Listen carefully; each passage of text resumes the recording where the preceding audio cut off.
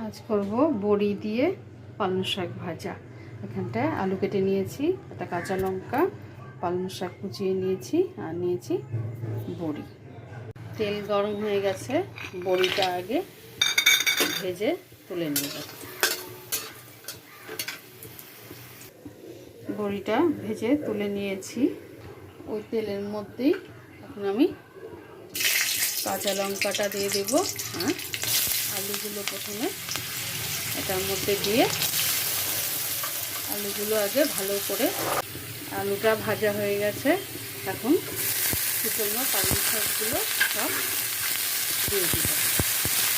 ভালো করে ভেজে নিতে হবে। গ্যাসের আঁচটা একটু কম করে দিয়ে এটাকে ভালো করে, আর একটু হলুদ, এটাকে ভালো করে, সময়টা ভাজা হয়ে গেছে।